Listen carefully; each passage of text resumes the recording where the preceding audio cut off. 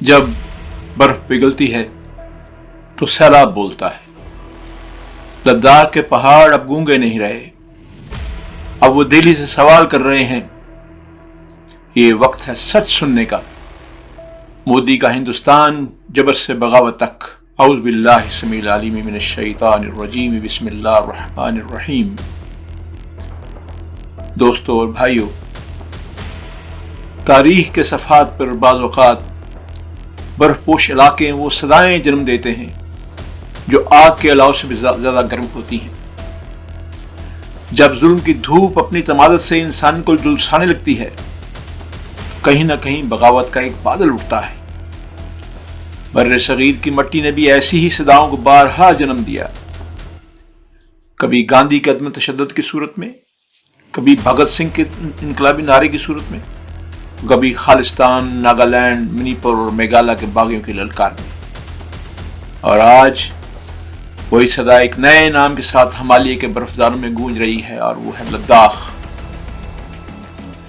لداخ جہاں برف اور سکوت صدیوں سے رفیق تھے، آج احتجاج اور حرارت میں ڈھل چکے ہیں۔ 2019 میں جب دہلی نے آرٹیکل 370 کا جنازہ اٹھایا، تب ایک خواب برا مگر ایک ضمیر جاگ اٹھا۔ آج لداخ کے پہاڑ گونگے نہیں، بول اٹھے۔ یہ احتجاج صرف سیاسی رد عمل نہیں بلکہ محکومی کے خلاف انسان کی اصلی بغاوت ہے، اور جب بغاوت انسانی غیرت سے جنم لے اسے کوئی طاقت فراموش نہیں کر سکتی۔ سونم وانگ چک، وہ نام جو اب تحریک کا استعارہ بن چکا ہے، ایک استاد، ایک مفکر، ایک ماہر ماحولیات، جنہوں نے بھوک کو احتجاج کا ہتھیار بنایا۔ جب طاقت نے سنی انسنی کر دی تو بھوک نے زبان پائی۔ ان کی قیادت میں لیہ کے بدھ اور کرگل کے مسلمان ایک صف میں کھڑے ہو گئے۔ مذہب کی دیواریں گر گئیں اور انسانیت نے سر اٹھا لیا، لیکن دہلی نے اس صدا کا جواب گولی سے دیا۔ 4 جانیں مٹی میں مل گئیں۔ ایک سابق سپاہی اس میں شامل تھا جو کبھی اسی پرچم کا محافظ تھا، آج وہی پرچم اس کے خون سے تر ہو گیا۔ اب لداخ کے لوگ نہ اقتدار مانگ رہے ہیں نہ تخت، وہ صرف اپنی شناخت کی ضمانت بات چاہتے ہیں۔ وہ شیڈول 6 کے تحت اپنی تہذیب، اپنی فضا، اپنی زمین کی حفاظت کے طلبگار ہیں۔ یہ مطالبہ بغاوت نہیں، بقا کی پکار ہے، مگر دہلی نے جواب میں وعدہ نہیں، وارنٹ بھیجنے شروع کر دیے۔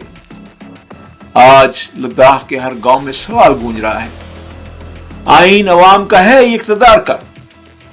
اور جب آئین خود سوال بن جائے تو جواب تاریخ لکھتی ہے۔ لداخ کی خاموش چیخ اب سرحدوں سے آگے گونج رہی ہے۔ منی پور، ناگالینڈ، میزورام، پنجاب، تامل ناڈو، ہر سمت ایک نیا اضطراب ہے۔ بھارت کا اندرون 32 جگہ سے اب دہلی کے خلاف بغاوت کا نقشہ بن چکا ہے۔ مودی کی زبان پر پاکستان کا نام دراصل اندرونی شکست کی پردہ پوشی ہے۔ جب حکمران اپنی عوام کی چیخوں سے بچ نہیں سکتا پھر وہ دشمن تراشتا ہے، مگر تاریخ کے کان بہت تیز ہوتے ہیں، وہ سن رہی ہے تاریخ، اور تاریخ کے برزاروں میں لکھی جانے والی ہر بغاوت آہرکار پیغام چھوڑتی ہے۔ کیا؟ یعنی جب برف پگھلتی ہے تو اس پہ سیلاب بولتا ہے، اور سیلاب پھر تمام ہر قسم کے ظلم کو بہا کے لے جاتا ہے۔